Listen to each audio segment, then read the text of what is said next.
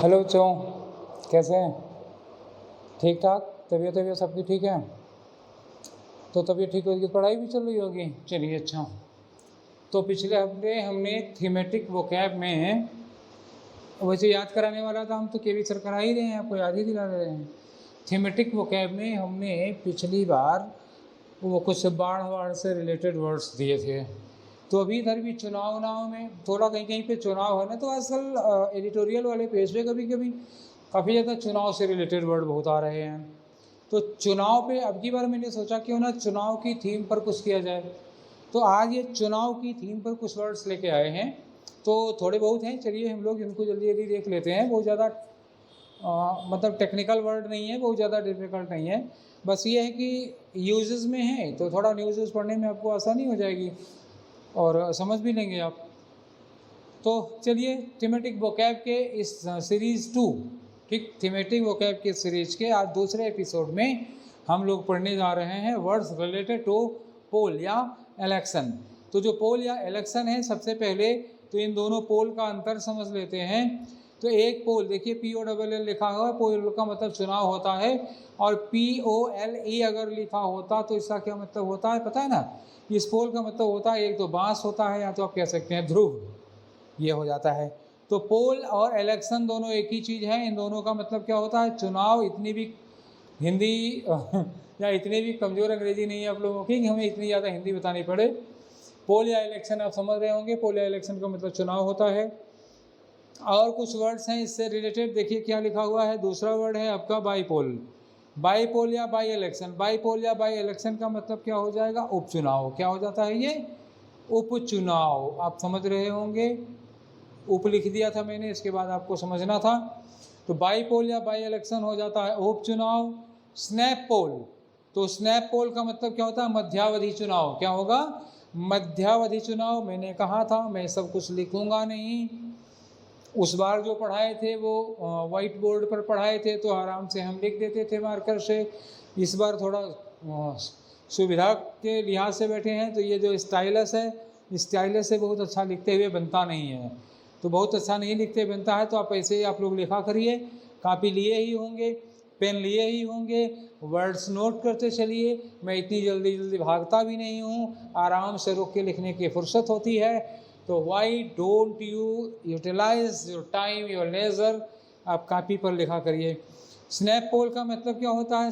मध्यावधि चुनाव। मतलब जब 5 साल के पहले ही किसी कारणवश किसी विधानसभा या किसी संसदीय क्षेत्र में बीच में चुनाव होता है तो उसे कहा जाता है स्नैप पोल या मध्यावधि चुनाव। एक होता है फ्रे। फ्रे का मतलब होता है चुनाव मैदान। जैसे क्रिकेट में मैदान होता है, ग्राउंड जहाँ पर क्रिकेट खेलते हैं, वैसे ही चुनाव में होता है चुनाव मैदान। तो चुनाव मैदान को क्या कहा जाता है? फ्रे। अब कास्ट द वोट, इस कास्ट का मतलब क्या होता है? वोट डालना। कास्ट द वोट का मतलब क्या होता है? वोट डालना। अब देखिए वर्ड है सिटिंग MLA या MP। तो एक्चुअली बच्चा ये सिटिंग बोलना नहीं चाहिए। MLA जो आपके यहाँ का MLA है इस समय का, उसी को तो कहेंगे MLA या MP जो इस समय हैं। तो वो MLA या MP हैं जो मौजूदा समय में निर्वाचित हैं। ठीक, इस समय जो निर्वाचित MLA या MP हैं उन्हें कहा जाता है सिटिंग MLA। अब ये बताइए कि जो चुनाव में जीते हैं, तो जो चुनाव में जीते हैं वही तो सोफे पर बैठे होंगे। तो मतलब जो चुनाव में जीत गए सोफे पर बैठे हैं, तो चुनाव में जीत कर सोफे पर बैठे हैं, समझ जाइए वही है सिटिंग MLA या सिटिंग MP। अब जो भूतपूर्व है उन्हें क्या कहा जाएगा? X MLA, x MP। ठीक है, तो सिटिंग MLA या सिटिंग MP का मतलब होता है जो वर्तमान समय में हैं, लेकिन नाउन में इसे सुपरफ्लुअस माना जाता है, सिटिंग यूज़ नहीं किया जाता। न्यूज़पेपर में बहुत ज़्यादा बोला जाता है, इसलिए मैंने बता दिया। चलिए अगले कुछ वर्ड हैं, लिखा है कॉन्स्टिट्यूएंसी। तो कॉन्स्टिट्यूएंसी क्या होता है? ये होता है निर्वाचन क्षेत्र, संसदीय क्षेत्र। जैसे मान लीजिए कोई व्यक्ति, जैसे मोदी जी बनारस के MP हैं, बनारस से चुने गए हैं, तो बनारस क्या हो जाएगा? Banaras, Varanasi is constituency of mister Modi. ठीक है, तो ये उनका संसदीय क्षेत्र है। इलेक्टोरेट क्या होता है? इलेक्टोरेट होता है मतदाता। क्या होता है? मतदाता। तो पूरे एक संसदीय क्षेत्र में जितने मतदाता होते हैं उन पूरे को क्या कहा जाता है? इलेक्टोरेट कहा जाता है। चलिए आगे आते हैं कैनवस। कैनवस क्या मतलब होता है? चुनाव प्रचार और इलेक्शन कैंपेन, इन दोनों का मतलब क्या होता है? ये होता है चुनाव प्रचार कैंपेन या कैनवस चुनाव प्रचार। चुनाव प्रचार में क्या करते हैं लोग? Woo the voters. Woo the voter, वो माने क्या होता है? रिझाना। रिझाना समझ रहे हैं? झूठे झूठे वादे करके, इधर उधर की बातें करके वोटरों को रिझाते हैं, लालच देते हैं। तो वू द वोटर्स का मतलब क्या होता है? वोटरों को रिझाना, वोटरों को आकर्षित करना, प्रलोभित करना, तो ये होता है वू द वोटर्स। चुनाव की वर्ड्स में आगे बढ़ते हैं तो लिखा है मैनिफेस्टो। मैनिफेस्टो क्या होता है? चुनावी घोषणा पत्र। हर पार्टी का एक मैनिफेस्टो होता है जिसे उस पार्टी का क्या कहा जाता है? चुनावी घोषणा पत्र। क्या कहा जाता है? वो घोषणा पत्र होता है। टाल प्रॉमिसेस। टाल प्रॉमिसेस का मतलब क्या होता है? बड़े बड़े वादे, बड़े बड़े वादे, ये होते हैं टाल प्रॉमिसेस। आप लोग अच्छी तरह समझ रहे हैं कि ये जो टाल प्रॉमिसेस किए जाते हैं उसमें कितना पूरे किए जाते हैं। किसी का नाम नहीं लूँगा, बहुत से लोगों को भावनाओं को ठेस लगेगा, अलग अलग पार्टी की भावनाओं वाले लोग होंगे, तो बिना किसी का नाम लिए कुछ भी कहे बिना मैं सिर्फ इतना कह रहा हूँ कि चाहे जिस पार्टी के नेता हों, चाहे जिस पार्टी के मंत्री सांसद विधायक हों, सरकार बनने के पहले सब बड़े बड़े वादे करते हैं और जब वो आते हैं चुनाव प्रचार में, जब भाषण देते हैं तो ऐसे लगता है कि इनकी सरकार बनेगी तो जनता को, हर आदमी को स्वर्ग मिल जाएगा। लेकिन ये स्वर्ग वर्ग कोई नहीं देने वाला, चाहे जिस पार्टी की सरकार बन जाए। ठीक है, तो ये टॉल प्रॉमिसेस राजनीति का हिस्सा है चुनाव प्रचार का। ये बड़े बड़े वादे किए जाते हैं, तो टॉल प्रॉमिसेस हो गए बड़े बड़े वादे। अलायंस क्या होता है? अलायंस होते हैं सहयोगी दल। तो सहयोगी दल का मतलब क्या हुआ? जब केंद्र का चुनाव होता है तो जो क्षेत्रीय दल होते हैं किसी केंद्रीय पार्टी के सहयोग में आ जाते हैं, तो वो सहयोगी दल होते हैं। जैसे आजकल देश में, हमारे देश में दो बड़ी पार्टियां हैं, दो फ्रंट बने हुए हैं। एक एनडीए है, नेशनल डिफेंस क्या कहते हैं, नेशनल डेमोक्रेटिक फ्रंट है, और एक यूनाइटेड फ्रंट है, तो संयुक्त प्रगतिशील मोर्चा है, यूपीए है। तो ये दो फ्रंट हैं और दोनों फ्रंट्स के बहुत सारे क्षेत्रीय सहयोगी होते हैं। तो ये जो गठबंधन होता है, अलायंस, अलायंस का मतलब क्या होता है? वही गठबंधन। अलायंस का मतलब क्या हुआ? गठबंधन। गठबंधन में जितने भी सहयोगी होते हैं उसी को कहा जाता है अलायंस। क्या क्या हो गया? गठबंधन के सहयोगी। और सीट शेयरिंग, भाई जब गठबंधन होगा तो गठबंधन होगा तो सीट शेयरिंग होगी ना। मान लीजिए कहीं पर 44 सीटें हैं तो कहेंगे भैया 20 पर हम चुनाव लड़ेंगे, 44 पे, 22 पर, 24 पर आप लड़ लीजिए। तो आपस में सीटों का बंटवारा होता है, उसी को कहा जाता है सीट शेयरिंग। चुनाव के पहले फील्ड द कैंडिडेट, यहाँ पर क्या होता है? Field the candidate. ये क्रिकेट की तरह होता है। जैसे क्रिकेट में जब आप फील्डिंग लेते हैं, एक पक्ष बैटिंग होगा, एक पक्ष फील्डिंग करेगा, तो फील्डिंग करेगा तो फील्डिंग करने वाले का जो कैप्टन होता है खिलाड़ियों को अपने अपने मोर्चे पर लगा देता है। तो चुनाव में फील्ड द कैंडिडेट का मतलब होता है प्रत्याशी को मैदान में उतारना। फील्ड मतलब क्या हुआ? जैसे हम कहें कि the Congress has fielded 14 members, 14 candidates in Uttar Pradesh. तो कांग्रेस ने 14 प्रत्याशियों को, 14 उम्मीदवारों को उत्तर प्रदेश में उतारा है। तो द कांग्रेस हैज़ फील्डेड, तो ये हो जाता है। फील्डेड का मतलब हुआ चुनाव मैदान में उतारना। तो फील्ड द कैंडिडेट का मतलब क्या हुआ? चुनाव मैदान में उतारना। फाइल नॉमिनेशन, फाइल नॉमिनेशन का मतलब क्या होगा? पर्चा दाखिल करना। तो जब कोई चुनाव लड़ना चाहता है तो उसको डीएम ऑफिस में पर्चा दाखिल करना होता है, नामांकन कराना होता है, पर्चा दाखिल करना होता है। तो ये फाइल नॉमिनेशन का मतलब होता है पर्चा दाखिल करना। चलिए नेक्स्ट वाला आ गया, तो ये वाला लिखा है पोल बायकॉट। तो पोल बायकॉट का मतलब क्या होता है? चुनाव का बहिष्कार। बायकॉट करना क्या होता है? बहिष्कार करना। आप चुनाव नहीं चाहते हैं, आपको किसी से विरोध है, तो आप चुनाव का बहिष्कार करेंगे, ये हो गया पोल बायकॉट। तो काउंटरमैंड, काउंटरमैंड का होता है चुनाव को स्थगित कर देना, रोक, मतलब कैंसिल ही कर देना, चुनाव को रोक देना। तो चुनाव को रोक देना काउंटरमैंड होता है। लेकिन डिफर द पोल, डिफर पोल का मतलब होता है थोड़े दिन के लिए टाल देना। डिफर का मतलब पोस्टपोन कर देना। तो कभी कभी पोल, कभी कभी चुनाव कुछ दिनों के लिए टाल दिया जाता है, और काउंटरमैंड का मतलब वो कैंसिल कर दिया जाता है, निरस्त करना जिसको कहते हैं, चुनाव को निरस्त कर दिया जाता है। और पोल बायकॉट का मतलब सरकार कराती है, जनता उसको बहिष्कार कर देती है।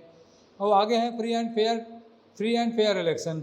तो फ्री एंड फेयर इलेक्शन का मतलब क्या होता है? निष्पक्ष चुनाव, किसी की ओर से कोई बेईमानी नहीं की गई है, कोई फरेब नहीं, धोखाधड़ी नहीं हुई है, उसी को कहते हैं फ्री एंड फेयर इलेक्शन। तो फ्री एंड फेयर इलेक्शन के बाद लिखा है इलेक्टोरल फेट। फेट मतलब क्या होता है? भाग्य। तो भाग्य का मतलब, अब इलेक्टोरल फेट का मतलब क्या होता है? चुनावी भविष्य। चुनाव होने के बाद किसको कितना वोट मिला, कौन जीतेगा कौन हारेगा, ये मतदान पेटियों में तो वो मशीन आती है, तो उस मशीन में सबका भाग्य बंद है। 3 दिन के बाद, 10 दिन के बाद, 15 दिन के बाद सबका भाग्य खुलेगा, तो उसी को कहा जाता है इलेक्टोरल फेट। चलिए, मतलब क्या हुआ? चुनावी भविष्य। आगे आते हैं मैंडेट या वर्डिक्ट। तो मैंडेट या वर्डिक्ट का मतलब क्या होता है? जनादेश, जनता का आदेश। जनता ने चुनाव देकर, वोट देकर आपको जिता दिया तो जनादेश आपके पक्ष में, या आपको हरा दिया तो जनादेश आपके विपक्ष में। तो मैंडेट या वर्डिक्ट का मतलब क्या होता है? जनादेश। ये चुनावी जनादेश हुआ। और एब्सोल्यूट मेजॉरिटी का मतलब क्या हुआ? प्रचंड बहुमत। हिंदी में एक वर्ड सुना होगा, आजकल टीवी वालों, जो प्राइवेट टीवी चैनल हैं, उनके एंकरों को आप सुनिए तो उनके एंकर कैसे बोलते हैं? प्रचंड बहुमत। वैसे ऐसे लग रहा है जैसे अभी टीवी का स्क्रीन फोड़ कर बाहर निकल आएंगे, इतना तेज बोलते हैं, चिल्लाते हैं। लगता ही नहीं कि टीवी के एंकर हैं या फिर जादू का शो करने के लिए आए हैं, ऐसे चिल्लाएंगे। मतलब कभी कभी तो ऐसे लगता है टीवी की स्क्रीन फूटी और ये बाहर आए, प्रचंड बहुमत। ठीक है, क्या छोड़िए। तो मतलब मुझे तो ऐसा लगता है इन एंकरों को थोड़े दिन के लिए, जब बॉर्डर पे वार होती है, तो 2-4 दिन के लिए ले जाके वहीं खड़े कर देना चाहिए। चिल्लाने, सुन लो जरा, 4 धमाके वमाके की आवाज़। तो एब्सोल्यूट मेजॉरिटी क्या होगा? प्रचंड बहुमत, यानी कि पूर्ण बहुमत। प्रचंड टेलीविजन एंकरों की शब्दावली है, और पूर्ण हम लोगों की शब्दावली है। टीचर लोग क्या बोलते हैं? पूर्ण बहुमत। टेलीविजन का एंकर बोलेगा प्रचंड बहुमत। ठीक है, चलिए। माइनॉरिटी क्या होती है? अल्पमत, मतलब आधे से कम वोट मिला, अल्पमत है। फ्रैक्चर्ड वर्डिक्ट क्या होता है? फ्रैक्चर्ड वर्डिक्ट, फ्रैक्चर क्या होता है? आप कहीं पे जा रहे हैं, सड़क के गिर गए, कोहनी टूट गई, हड्डी टूट गई, फ्रैक्चर होता है, मतलब टूट गई, खंडित हो गई। तो फ्रैक्चर्ड वर्डिक्ट का मतलब क्या हो गया? खंडित जनादेश। खंडित जनादेश का मतलब किसी को भी स्पष्ट बहुमत नहीं है। मान लीजिए कि 200 सीटें हैं और सरकार बनाने के लिए 101 की ज़रूरत है, किसी को 101 नहीं मिला, किसी को 60, किसी को 40, किसी को 50, किसी को 35, किसी को 52, ऐसे ऐसे। प्रचंड बहुमत किसी को, मतलब स्पष्ट बहुमत किसी को नहीं मिला। जब स्पष्ट बहुमत किसी को नहीं मिलेगा तब क्या होगा जानते हैं? जब फ्रैक्चर्ड वर्डिक्ट होगा, खंडित जनादेश होगा, स्पष्ट बहुमत किसी को नहीं होगा, तब होती है हॉर्स ट्रेडिंग। हॉर्स ट्रेडिंग मतलब घोड़ा नहीं खरीदा जाएगा। हॉर्स ट्रेडिंग होती है हमारे विधायकों की भी बोली लगती है, जो जो बिकने को तैयार हो। तो हॉर्स ट्रेडिंग मतलब होता है विधायकों की खरीद फरोख्त। तो ये होती है हॉर्स ट्रेडिंग। आजकल ये लोग भी बिकते हैं, हॉर्स ट्रेडिंग हो गई। चलिए, हॉर्स ट्रेडिंग के बाद क्या होगा? ये होती है हंग असेंबली। हंग असेंबली का मतलब क्या होता है? त्रिशंकु विधानसभा। त्रिशंकु विधानसभा क्या होती है? आप जानते हैं त्रिशंकु को? मतलब एक राजा थे त्रिशंकु, बड़े प्रतापी थे। तो विश्वामित्र बड़ी तपस्या किए थे, तो उन्होंने कहा था कि मैं तुम्हें जिंदा स्वर्ग भेज दूंगा। नीचे से विश्वामित्र अपने तपोबल से भेज रहे थे, ऊपर से इंद्र भगवान उनको रोक रहे थे। अब ये ना ऊपर के, ना तो ऊपर स्वर्ग जा पाए और नीचे ना धरती पर वापस आ पाए। या उधर इंद्र की प्रतिष्ठा दांव पे लगी थी, नीचे विश्वामित्र की प्रतिष्ठा दांव पे लगी थी। ऐसा पढ़ने को मिलता है। पता नहीं उनका अब क्या हुआ, वो कहाँ हैं, कहाँ भटके हैं, कहाँ अटके हैं, पता नहीं। तो त्रिशंकु विधानसभा का मतलब क्या हुआ? बीच में लटके हैं, किसी का स्पष्ट बहुमत नहीं हुआ। तो हंग असेंबली वही होता है त्रिशंकु विधानसभा, जब किसी को स्पष्ट बहुमत नहीं मिलता। कुर्सी की 4 टांगें 4 अलग अलग पार्टियों की होती हैं। चलिए, तो कोलिशन गवर्नमेंट, अगर त्रिशंकु विधानसभा होगी, हंग असेंबली होगी, तो कोलिशन गवर्नमेंट बनेगी। कोलिशन गवर्नमेंट का मतलब क्या हुआ? गठबंधन की सरकार। ये मिली जुली सरकार होगी, कोलिशन गठबंधन की सरकार होगी। तो जब गठबंधन की सरकार बनेगी तो एक दिन होगा oath taking ceremony. Oath taking ceremony में क्या होता है? शपथ ग्रहण समारोह। तो शपथ ग्रहण समारोह में क्या होता है? Oath of allegiance. Oath of allegiance का मतलब होता है राज्य के प्रति निष्ठा की शपथ लेते हैं। अब कितना सच बोलते हैं, कितना झूठ, ये तो आप लोग ही जानते होंगे। राज्य के प्रति निष्ठा की शपथ, निष्ठा गोपनीयता की शपथ लेते हैं, ये होता है ओथ ऑफ एलिजियंस। तो ओथ वगैरह लेने के बाद फिर सब लोगों को क्या मिलता है, उनका पोर्टफोलियो। पोर्टफोलियो का मतलब मंत्री पद मिलता है, किसको कौन सा मंत्री बनाया जाएगा, किसको कौन सा मंत्री बनाया जाएगा। तो ये इन लोगों का हो गया पोर्टफोलियो, समझ गए। तो पोर्टफोलियो मिला, पोर्टफोलियो हो गया। चलिए अब यहाँ से आते हैं फिर हम लोग एंटी इनकम्बेंसी फैक्टर। चुनाव वगैरह के नतीजे में अक्सर एंटी इनकम्बेंसी फैक्टर सुना होगा कि एंटी इनकम्बेंसी फैक्टर काम कर रहा था। तो एंटी इनकम्बेंसी फैक्टर क्या होता है कि जो वर्तमान सरकार है, तो जो पदारूढ़ या सत्ता पर बैठी हुई सरकार है, उस सरकार के खिलाफ एक लोगों में का जो मनोभाव हो जाता है वो बन जाता है। जो सरकार, जो पार्टी गवर्नमेंट में होती है, रूलिंग पार्टी होती है, उसकी कमियां ताज़ा होती हैं। जैसे आप इस समय हैं तो इस समय की सरकार की तमाम सारी कमियां आपको ताज़ा ताज़ा नज़र आ रही होंगी। और आदमी चूँकि ये ताज़ा है और जिसकी सरकार 5 साल पहले थी वो बासी हो गया, तो अक्सर आदमी अब वाले को तब वाले से कंपेयर करता है, यार इस मामले में इससे अच्छा तो वही थे, फिर इस मामले में इससे अच्छा तो वही थे। तो हमेशा जो पार्टी सत्ता में होगी अक्सर उसमें कमियां ताज़ी और हमारे सामने होती हैं। तो जो मौजूदा सरकार होती है उसके अगेंस्ट एक तरह का जनमत बना होता है, उसी को कहते हैं एंटी इनकम्बेंसी फैक्टर। तो चलिए एंटी इनकम्बेंसी फैक्टर के बाद हम लोग आगे बढ़ते हैं। और लिखा है पोल एनालिसिस। पोल क्या हो गया, चुनाव, और एनालिसिस होता है विश्लेषण। तो पोल एनालिसिस का मतलब हो गया चुनाव विश्लेषण। ग्रैब का मतलब क्या होता है, दबोच लेना। ग्रैब द बूथ का मतलब क्या हुआ, जो वोट बूथ होता है जहां वोट पड़ता है। तो पहले बूथ कैप्चरिंग होती थी। बूथ कैप्चरिंग मतलब कुछ लोग आते थे, बूथ पर कब्जा कर लेते थे और वोट डाल के चले जाते थे, दूसरों का वोट। इसी को कहा जाता है ग्रैब द बूथ, मतलब बूथ पर कब्जा कर लेना। बूथ ग्रैबर किसे कहते थे, जो बूथ लूटते थे लोग, वो लोग होते थे किसी पार्टी के समर्थन में आ जाते थे। बैग द सीट, बैग माने क्या होता है, गेट, प्राप्त करना, रिसीव करना, जीतना। बैग द सीट का मतलब क्या होता है, सीट जीतना। जैसे कहते हैं यहाँ की सीट फलाने जीती, तो बैग द सीट, यहाँ बैग का मतलब झोला नहीं, यहाँ होता है सीट को जीतना। वोटर टर्नआउट, वोटर टर्नआउट क्या होता है, रिकॉर्ड ऑफ वोटिंग, कुल वोटों की गिनती। एक विधानसभा में कुल जितने वोट पड़े थे उसी को कहा जाता है रिकॉर्ड ऑफ वोटिंग, या उसी को कहा जाता है वोटर टर्नआउट। समझ गए ना। तो किसी क्षेत्र में कितने कुल वोट पड़े हैं, that is called voter turnout. उसके बाद लिखा है फ्रेंचाइज वोट। फ्रेंचाइज वोट मतलब क्या होता है, मताधिकार देना। मतलब कोई भी व्यक्ति जो 14 साल का है, पागल दिवालिया नहीं है, नागरिक है, तो उसको वोट देने का अधिकार दिया जाता है, उसी को कहा जाता है फ्रेंचाइज वोट। किसी व्यक्ति को वोट देने का अधिकार देना, वोट देने का अधिकार प्रदान करना। तो आगे लिखा है डिफ्रेंचाइज। तो डिसफ्रेंचाइज वोट का मतलब क्या होता है, किसी को वोट देने का अधिकार छीन लेना। अगर किसी की नागरिकता छीन ली गई है या पागल दिवालिया घोषित हो गया है तो उससे मत देने का अधिकार छीन लिया जाता है, वो होता है डिफ्रेंचाइज।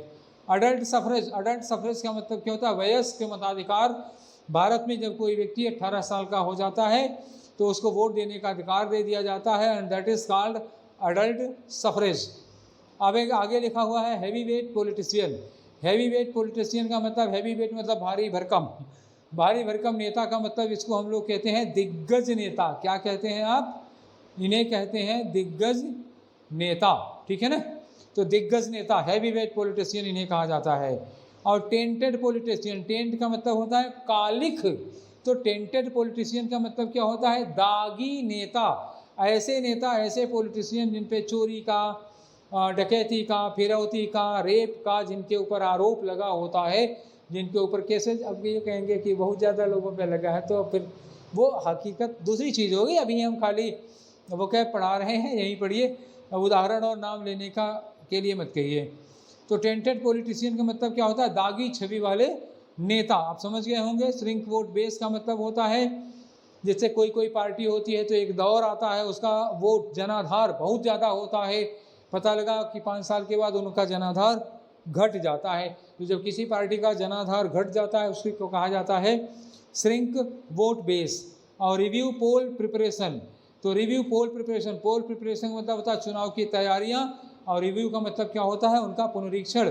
तो बड़े बड़े अधिकारी होते हैं, चुनाव की तैयारियों का निरीक्षण करने आते हैं, होता है रिव्यू पोल प्रिपरेशन। आगे लिखा है poll passed off peacefully. Poll passed off का मतलब क्या हुआ, चुनाव बीत गया, पीसफुली मतलब शांतिपूर्वक, मतलब चुनाव जब शांतिपूर्वक निपट जाता है इसे कहा जाता है पोल पास्ड ऑफ पीसफुली। तो चलिए ये थे इतने वर्ड जो चुनाव से रिलेटेड है, मुझे लगता है 25-30 वर्ड तो हो ही गए होंगे। तो आज के थीमेटिक वोकैब की सीरीज़ में हमने डिस्कस किया चुनाव से रिलेटेड वर्ड्स। पिछला हम लोगों ने किया था बाढ़ से रिलेटेड वर्ड्स।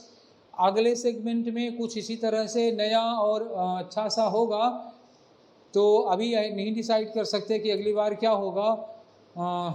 तब तक आप लोग इंतज़ार करिए कि फिर अगली बार थीमेटिक वोकैब में क्या मिलने वाला है, क्या आने वाला है, और आप लोग वोकैब की सीरीज़ को कितना एंजॉय कर रहे हैं।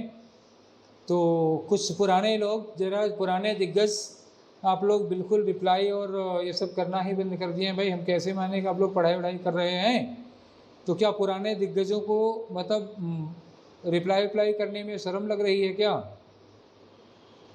अगर नहीं अच्छा लग रहा हो तो बताओ फिर भाई, कोई बात नहीं है। तो ये सब चीज़ें हैं, ज़रा हमें भी इन्फॉर्म कर दिया करो कि जो हम तुम्हारे लिए मेहनत कर रहे हैं वो कैसा लग रहा है, थोड़ा तो मनोबल बढ़ाओ। तो ठीक है, फिर मिलेंगे अगले वाले सेट में। अगले वाले में देखिए क्या वर्ड, क्या सीरीज़ लेके आते हैं। तो तब तक आप लोग अपने परिवार का ध्यान रखिए, अपने स्वास्थ्य का ध्यान रखिए, देश का ख्याल रखिए, अपना ख्याल रखिए, देश का ख्याल अपने आप हो जाएगा। तो नेक्स्ट में हम लोग नेक्स्ट एपिसोड में मिलेंगे। Till then take care, thank you.